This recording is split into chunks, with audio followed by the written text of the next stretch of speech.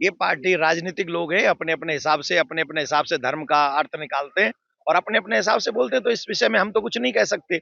हाँ, ये कह सकते हैं कि राम पूरे सनातनियों के हैं और मैं तो कहूंगा राम पूरे विश्व के हैं।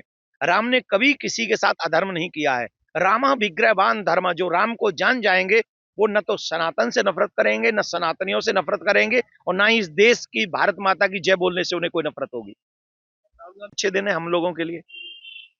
हम तो बहुत उनका स्वागत करते हैं, वो भी हमारे इस देश के हैं और हम उनसे प्यार करते हैं। जो भी सनातनी राम की रिस्पेक्ट करेगा, चाहे राहुल गांधी जी हो, मेनका गांधी जी हो, नरेंद्र मोदी जी हो, योगी जी हो, आप हो, मैं हूं, कोई भी हो, जो राम से प्यार करेगा हमारा आशीर्वाद उसको निकलेगा। उसके लिए हम प्रार्थना करेंगे, भगवान जो राम का आदर करे, संसार उसका आदर करे। अरे जी, ओवैसी कह रहे हैं हम इस मुल्क के किराएदार नहीं है, मालिक है। नहीं तो किराएदार तो हम हैं, वो कहाँ है? वो लोग किराएदार कहाँ है? वो लोग तो मालिक हैं। हमें किराएदार तो अब हमारी व्यवस्था करो कि हमें कहाँ भेजोगे? पाकिस्तान भेजोगे हमें, क्या बांग्लादेश भेजोगे हमें? जहां हम लोगों को इजिली मारा जाए वहां हमको भेज देना चाहिए। और सभी राजनीतिक पार्टियों को ऐसी व्यवस्था करनी चाहिए कि भारत के सभी हिंदुओं को ऐसे देश में भेजो जहां हम लोगों को इजिली काटा जा सकता हो, इजिली इजिली हम लोगों में आग लगाई जा सकती हो और इजिली हमारी बहन बेटियों का धर्म परिवर्तन कराया जा सकता हो। ऐसी जगह हमको भेज देना चाहिए। है कमाल है। सोचने हम कब कह रहे हैं कोई कोई किराएदार है? पर ईमानदारी से बताओ, हम पाकिस्तान में क्या थे? क्या हम वहां किराएदार थे? अफगानिस्तान में क्या हम किराएदार थे? बांग्लादेश में क्या हम किराएदार हैं? अगर हम सनातनियों की रक्षा की बात करेंगे तो हमारे साथ कोई नहीं खड़ा होगा। हमारे लोग, हमारी राजनीतिक पार्टियां हमारा दर्द नहीं समझेंगी, कोई भी हो, एक्स वाई जेड। कौन कौन हमारी जिम्मेदारी निभाएगा भाई? तो हम सीधे सीधे कह रहे हैं, वो किराएदार हैं कि मालिक हैं हमें नहीं पता, लेकिन ये देश राम का था, राम का है और सनातनी इकट्ठे रहे तो राम का ही रहेगा। और ये रहेगा कि नहीं, ये डिपेंड है सनातनियों के ऊपर कि अगर हम इकट्ठे हो गए तो राम का ही रहेगा, अदरवाइज वेट एंड वॉच। अरे जी, बांग्लादेश में फिर एक हिंदू की हत्या हुई और ये 25 दिन में 8वीं हत्या है। हाँ, तो आप लोग पत्रकार बंधु हो भैया, आप लोगों को तो सब अधिकार हैं। आप तो कहो नफरत का चंदन देव की नंदन। नफरत तो हम फैला रहे हैं, हम नफरत फैला रहे हैं। अगर हम तिलक की कह रहे हैं तो हम नफरत फैला रहे हैं। हम अपने बच्चों को बचाने की बात कर रहे हैं तो हम नफरत फैला रहे हैं। हम अपने मंदिरों को बचाने की बात कर रहे हैं तो हम नफरत फैला रहे हैं। और हम जो अपने बच्चों से कह रहे हैं कि हमें जिंदा मत जलाओ इनको, हम नफरत हम फैला रहे हैं। और वो जो हमें जिंदा जला रहे हैं, वो जो हमें गोली मार रहे हैं और वो जो हमारी बच्चियों के साथ बलात्कार कर रहे हैं, वो जो हमारी बच्चियों को उठा ले जा रहे हैं घर से, जो हमारे मंदिरों में आग लगा रहे हैं, वो असली शांति का मैसेज दे रहे हैं। उन शांति दूतों को आप सब पत्रकार बंधुओं से हम तो बड़ा प्यार करते हैं, पर एक दो पत्रकार बंधु ऐसे हैं जो हमें नफरत का चंदन बता रहे हैं। नफरत का चंदन, हम नफरत का चंदन है। हम अपने देश को बचाएं, हम अपने बच्चों की बात करें, हम मंदिरों को बचाएं, हम संस्कृति की बात करें, हम तिलक की बात करें, हम नफरत फैला रहे हैं और वहां जिंदे जलाए जा रहे हैं बांग्लादेशी। अरे भैया हो, तुम उनके विषय में कुछ नहीं कहोगे? वो कौन सा शांति का पाठ पढ़ा रहे हैं? मैं फिर कह रहा हूं, मुझे पूरा जमाना कहे नफरत, आई डोंट केयर कि मैं नफरत फैला, कोई कुछ भी कहो, अब नहीं कहूंगा, लेकिन मुझे दर्द तो होगा ना।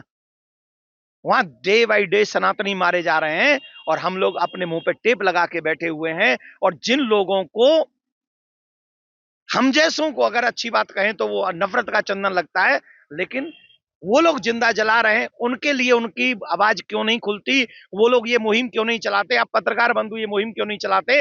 एक भी हिंदू अगर बांग्लादेश में मारा जाएगा तो बांग्लादेश पर सैनिक आक्रमण होना चाहिए और हमारे प्रत्येक हिंदू की रक्षा होनी चाहिए। ये मेरा नफरती है बयान है, हिंदुओं को बचाने का बयान है और उसे कुछ लोग नफरती मानते हो तो भैया मानो, पर मेरी प्राथमिकता पहले सनातनी है, हिंदू है और सनातन राष्ट्र है। जी, सपा के विधायक है, उन्होंने कहा है राम के को लेके कि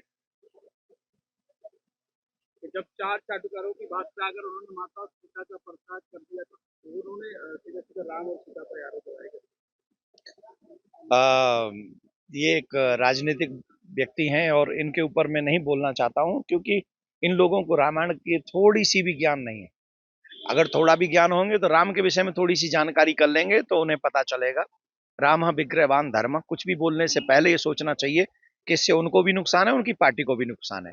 मैं तो अखिलेश जी से कहूंगा, प्लीज अपने लोगों को रोक के रखें और फिर ये ना कहें कि हम उनके विरोधी हैं।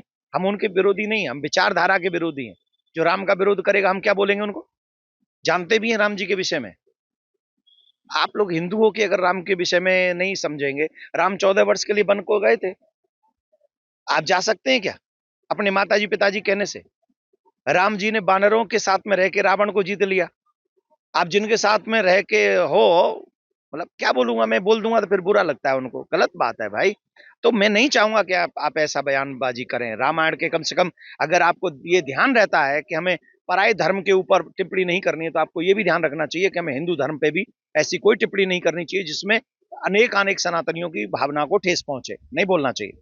ये एक राजनीतिक व्यक्ति हैं और इनके ऊपर मैं नहीं बोलना चाहता हूँ, क्योंकि इन लोगों को रामायण की थोड़ी सी भी ज्ञान नहीं है।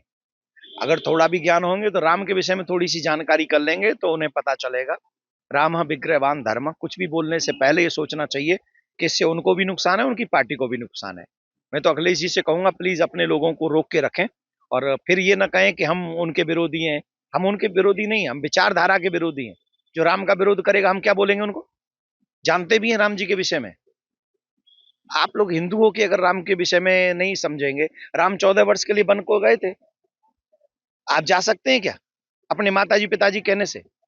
राम जी ने बानरों के साथ में रह के रावण को जीत लिया। आप जिनके साथ में रह के हो, मतलब क्या बोलूंगा मैं, बोल दूंगा तो फिर बुरा लगता है उनको, गलत बात है भाई। तो मैं नहीं चाहूंगा कि आप ऐसा बयानबाजी करें। रामायण के कम से कम अगर आपको ये ध्यान रहता है कि हमें पराये धर्म के ऊपर टिप्पणी नहीं करनी है, तो आपको ये भी ध्यान रखना चाहिए कि हमें हिंदू धर्म पे भी ऐसी कोई टिप्पणी नहीं करनी चाहिए जिसमें अनेक अनेक सनातनियों की भावना को ठेस पहुंचे। नहीं बोलना चाहिए।